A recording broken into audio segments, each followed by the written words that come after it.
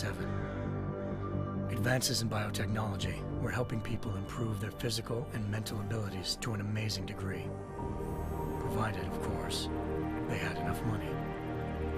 A new breed of people was emerging, half human, half machine.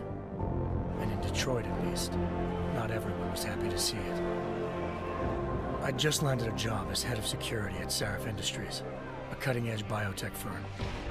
David Sarif himself handpicked me for the job, said he needed me to keep his people safe. My ex, Megan Reed, was one of them. Brilliant neuroscientist, Megan had found a way to make augmentation safe and affordable for everyone. All she had to do was present her research to Congress. But the night before her big meeting, my security measures failed. A team of Black Op mercenaries stormed into Sarif headquarters, massacring everyone in sight. 3 of the mercs were heavily augmented walking tanks. Their mission? Take out Megan and her team. I tried to stop them, but their leader tossed me through a plate glass wall.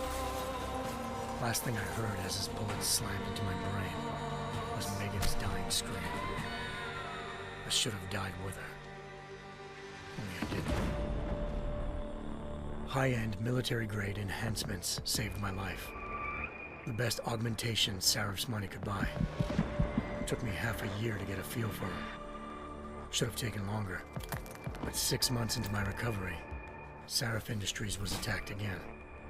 This time, by a radical group of pro-human purists. Violent, militant, and fanatically opposed to human augmentation. They claimed to be members of Humanity Front, a non-profit organization that wanted the UN to limit biotechnology research. The thugs broke into Sarif's factory and found machinists working overtime on a top-secret military augment called the Typhoon. Sarif sent me to retrieve it, and when I did, I found one of the so-called purists next to it, wired with cerebral implants, trying to download its classified specs. Obviously, something more was going on. The AUG killed himself before I could question him.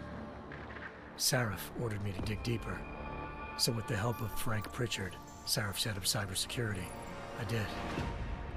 Turns out a second hacker had been controlling the AUG's actions from somewhere off-site. Pritchard and I tracked his signal to a secret FEMA internment camp in Detroit. The Black Op mercenaries were there. The same mercs who'd left me for dead 6 months before. Figured they'd try again when they saw me. It wasn't so easy for them this time. I took out the tank named Barrett, even got him to give me a new lead. A penthouse apartment in China. Of course, we both knew it would be a trap in the end.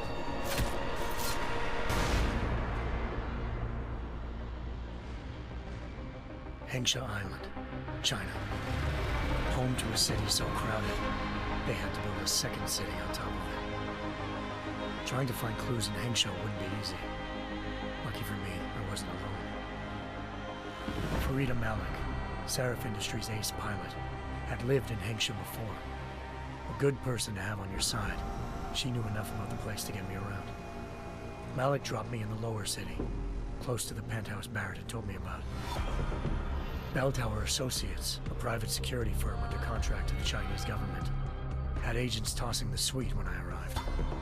Just not for the reason I'd been expecting. Turns out the man who lived there was a criminal hacker named Van Bruggen. The same hacker who'd been remotely controlling the AUG in Sarif's factory. Van Bruggen's panicked decision to force the man to commit suicide had been a mistake. Now his mercenary partners were gunning for him, and I needed to find him before they did.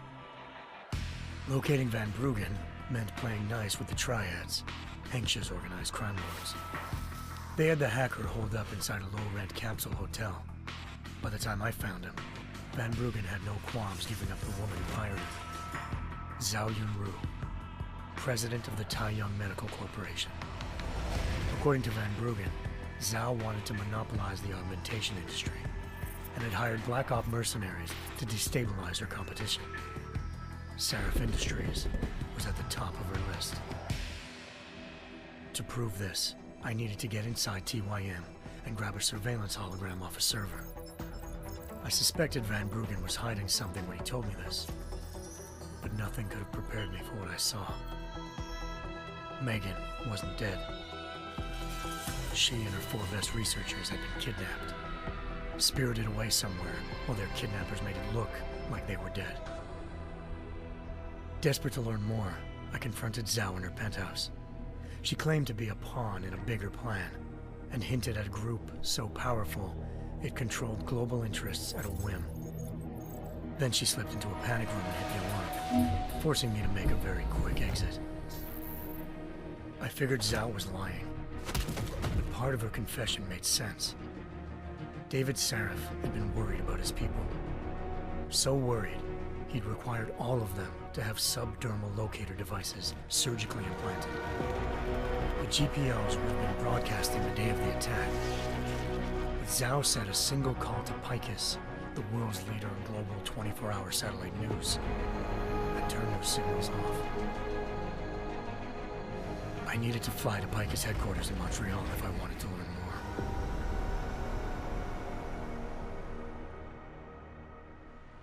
Eliza Cassan, Picus Communications' First Lady of News. Malik thought I was reaching when I told her Eliza was involved in this. The world's most famous news anchor, working with a mercenary hit squad. But when I confronted Cassan in her office, she freely admitted to jamming Detroit's satellites the night Megan's team had been taken. Said she's just been following her commands. I suspected she wanted to say more. But Black Op mercenaries showed up looking to shut us both down. And just like that, the Eliza I'd been talking to disappeared. The Mercs were led by an augmented killer I'd crossed paths with twice before, Fedorova, a woman who'd made silence her best friend. She waited for me to track Eliza's transmission to a secret server room underneath the Picus complex, then jumped me from behind. A deadly fight ensued. I made sure she never moved silently again. With Fedorova down, and no one left to keep Eliza quiet, she reappeared. Turns out Picus's First Lady of News wasn't a lady at all. She was a sophisticated AI program, engineered to monitor data streams and control what people believed. Eliza told me the Mercs had brought in a Humanity Front doctor named Isaiah Sandoval to remove the scientist's implanted tracking devices while Detroit's satellites were down. She also told me to speak to David Sarif if I wanted to learn more. By the time Malik and I got back to Detroit, tensions between normal and augmented citizens had reached a flashpoint. Riots were breaking out in several cities, and the UN was being urged to intervene. Sarif was trying hard to convince Hugh Darrow, the inventor turned philanthropist who'd once been a leading proponent of enhancement technologies, to help stop a possible regulatory vote. Sarif had a lot riding on Darrow. Megan's discovery would have given millions of people the chance to evolve beyond their normal human abilities, and at the same time catapulted Sarif Industries to the top of the Fortune 500. According to Sarif, Megan's kidnappers knew this, and didn't want people evolving unless they controlled how it was done. He called his enemies Illuminati, and urged me to keep searching. Determined to do so, I tracked down Sandoval via America's most outspoken augmentation opponent, Bill Taggart, Sandoval's boss and founder of Humanity Front. Sandoval admitted to operating on Megan's team when I confronted him, but said he hadn't removed their GPLs. He'd merely switched them to a different frequency. Pritchard was able to trace one of the signals to China. Malik and I immediately took off in pursuit. Unfortunately, the Illuminati were one step ahead.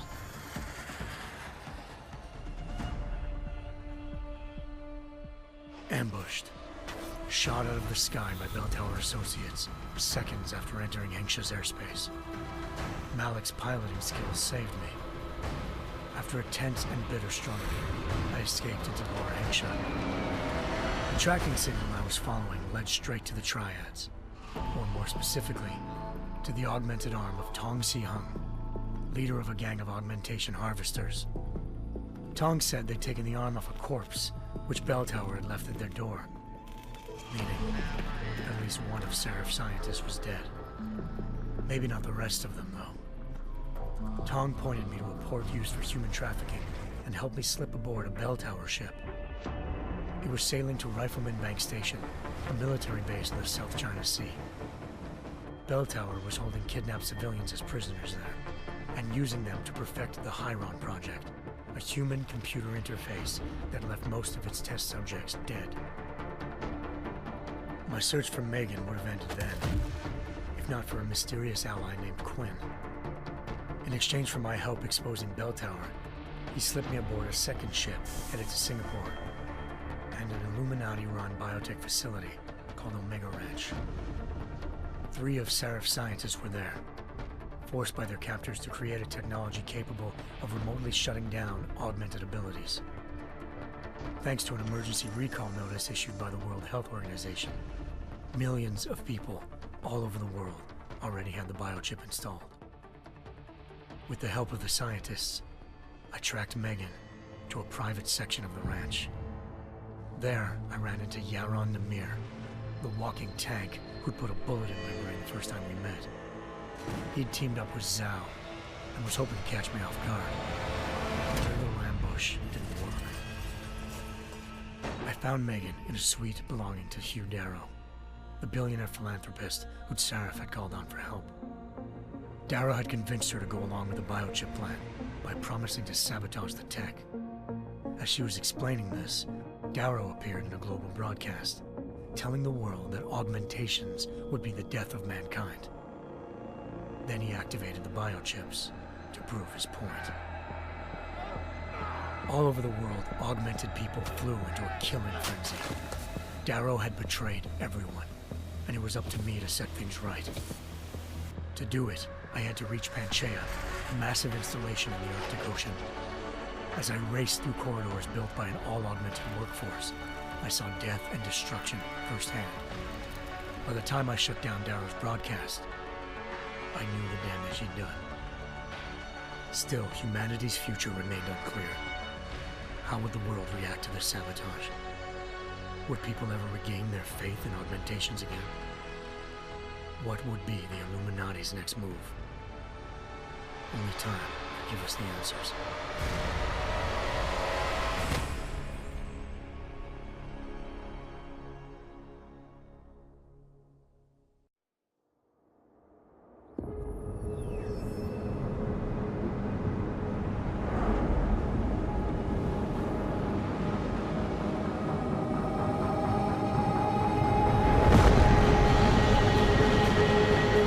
I once thought I could save the world. Now look at it.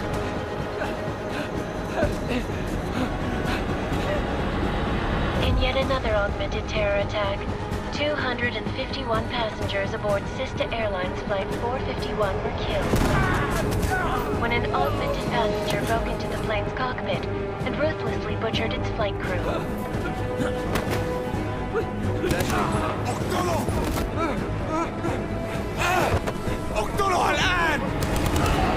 Details recovered from the black box recorder suggest that the man may have been suffering flashbacks to the AUG incident. That horrible day 2 years ago when augmented people all over the world flew into a psychotic killing spree, causing the greatest loss of life in recent history. Sometimes, you just have to let go and embrace what you've become. Not gonna go all wonky on us now, Hansa, are ya? Well, if I do, McCready, I guarantee you'll never see it coming. Agent Jensen! Am I gonna have a problem with you? No, sir. No reason to assume you would. Good, because you are the only augmented operative on this team, and I intend to make good use of you. Listen up, all of you. We got a sandstorm barreling down our arse and we can't afford to make mistakes. We're going after this man, an arms dealer named Shepard. He's ex-Bell Tower, one of the Special Forces commanders who disappeared during the incident. And he's come out of hiding. That cannot be good. It's not. He's selling weapons and military-grade augments to terrorists. This is Aran Singh, the undercover agent who lured Shepard out of his hole. best UC Interpol's got. For 3 years he's worked hard to get in tight with the Jinn, an Iraqi smuggling cartel that's infected the Eastern Hemisphere like a plague. Last week, our arms dealer sent a message to the Jinn, offering to sell them a shitload of black market merchandise dirt cheap. They told Singh to handle the buy. They're not gonna like it when Interpol disrupts their party. Singh's cover really that good? It is right now. We need to keep it that way. This is where the deal's going down. A half-finished high-rise hotel that's been abandoned ever since the incident. It's not a pretty picture inside. Let me guess. Most of the laborers were augmented with heavy-duty industrial rigs. So when the incident hit, and they all went schizo, things got gruesome real fast. And no one, except for some homeless junkies, have been inside the place ever since. So what's the plan, Director? Singh's meeting Shepard on the ground floor, inside the hotel's main atrium. He sent the bulk of his Jinn crew to the penthouse levels to secure a vantage point. I want McCready's team to take up positions overlooking the atrium and make the arrest. Jensen, you're going in solo from the roof. My objectives? Keep the Jinn from joining the party. As far as we can tell, only one route connects the atrium to the penthouse level, a halfway decent elevator shaft. Here. I want you to block access to it. Fine. Just cut me loose. Do you plan on relying solely on your augments for this one? I'd recommend taking a little hardware, just to be sure.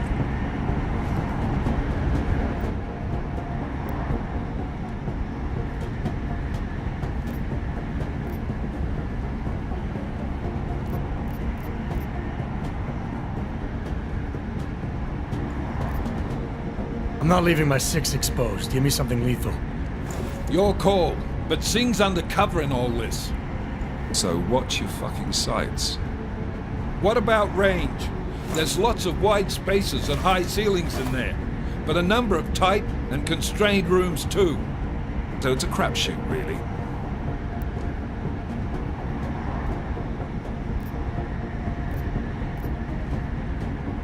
Well, I'm not looking to play dice with anyone in there. Give me something with distance. Your call. Less chance of being seen and compromising Singh that way. One last thing, Jensen. Singh said the Jinn are using some sort of portable Wi-Fi device to boost communications. He's got a better chance of maintaining cover if you disable it. I'll keep an eye out for it. But aren't we on the clock here? You said there's a sandstorm moving in. There is, and we got the intel on this mission at the very last minute, so we're scrambling a little. If it comes to it, your #1 priority is keeping the Jinn out of that atrium. Copy that. Time to put away your heavy thoughts, gentlemen. We're approaching the target building. You're up first, Jensen. Let's do this. Task Force Action. This is Knife Leader. Engage Hush drives and descend to Angels 1-5.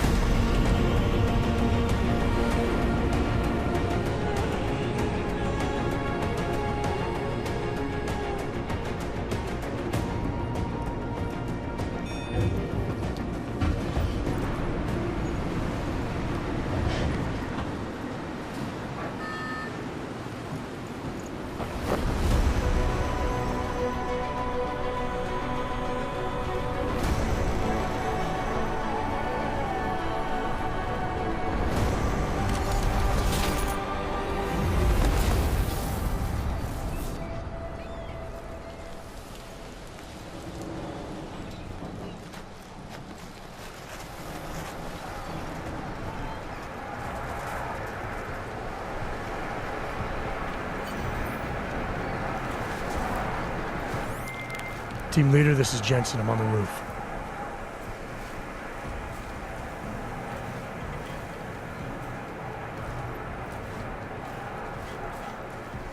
Roger that.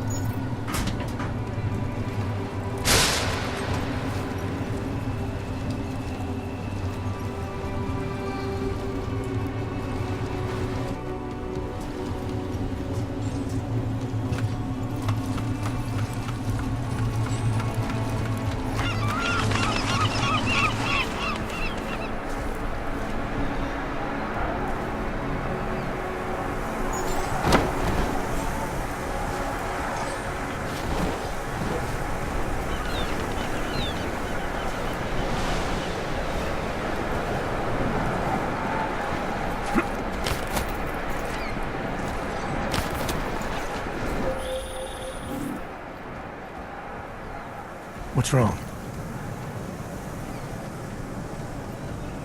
You should enjoy it, McCready. They have colors and shapes. Just remember, red means bad.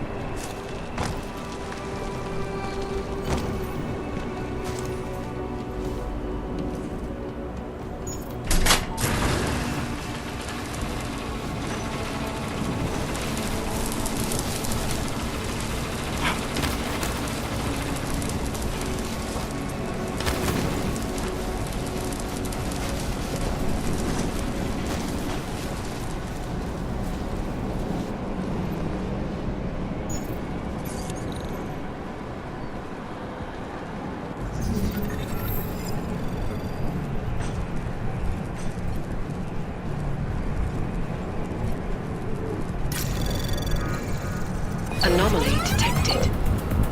Trace program initiated.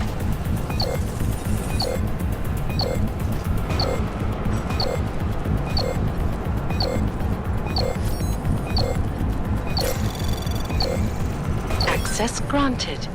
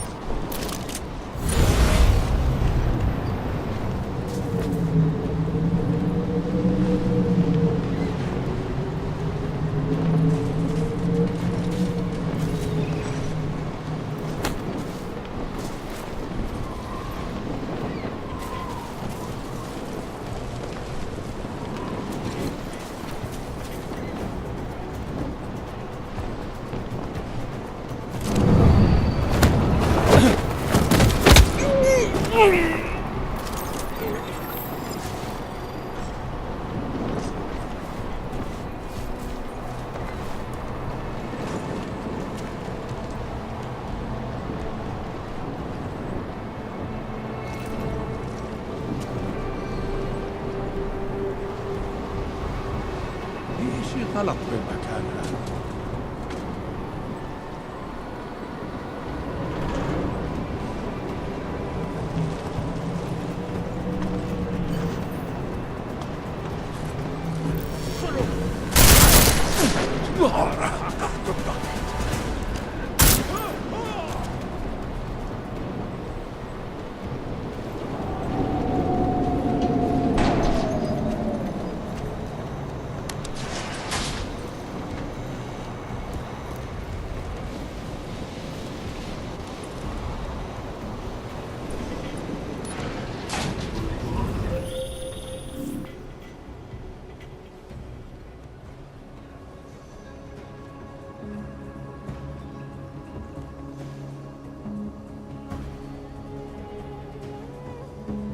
Copy that.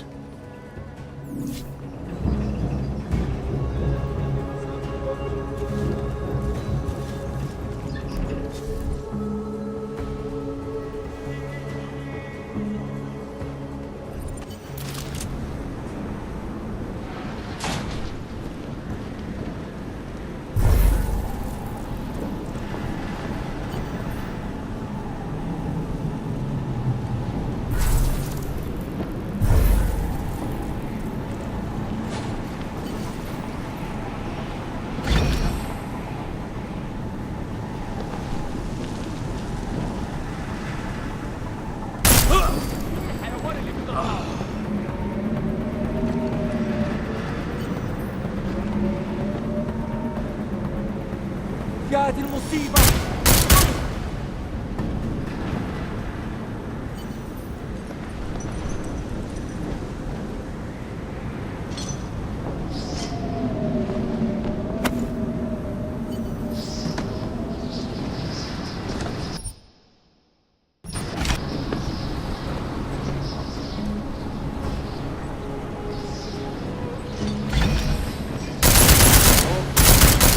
احنا هننتقم منه.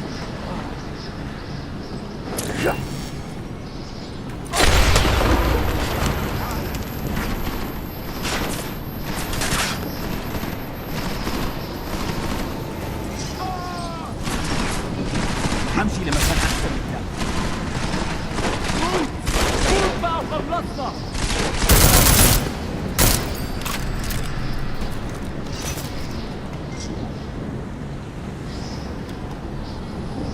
No, this isn't possible.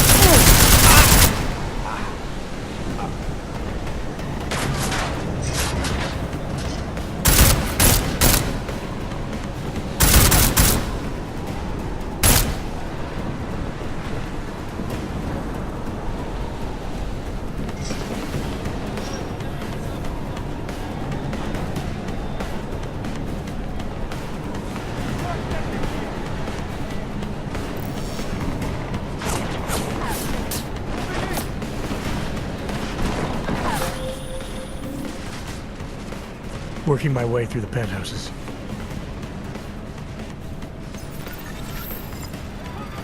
Roger that.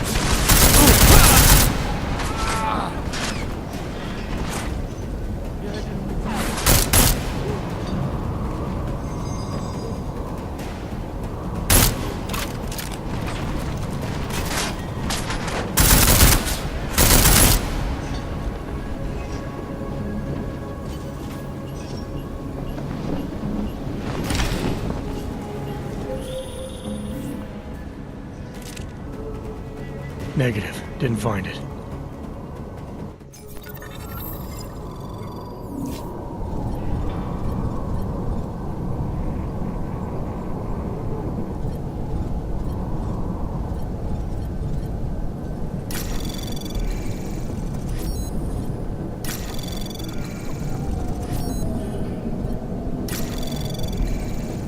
Anomaly detected. Trace program initiated.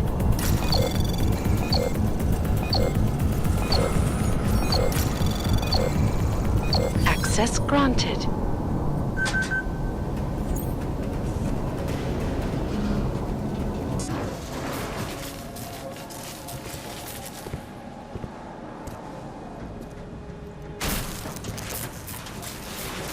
This is Jensen. Penthouse access route secure. Jin shouldn't be a problem. Over. Copy that. About fucking time. Enemy helo sighted.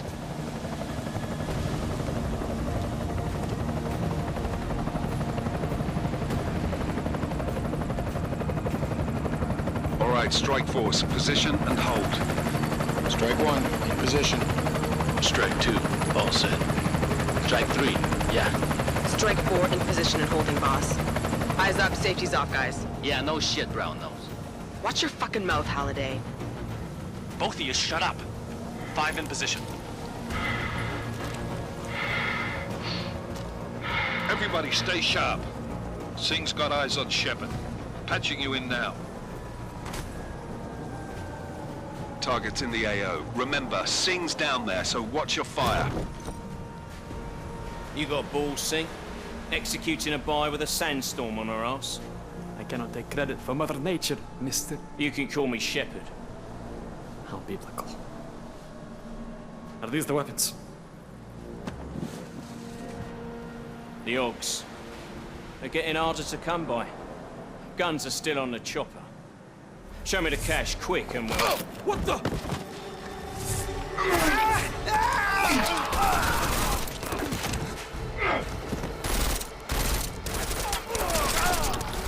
The park has been crashed. Shepard is dead. What? By who? What's going on down there? Miller, this isn't the Jinn. Repeat, it's not the Jinn. They're after the weapons. Open fire! Open fire! Weapons free! Open up on Greedy, making a grab for the chopper. You got a shot? Negative. We're under heavy fire down here. We can't let that chopper take off, Jensen. I got it.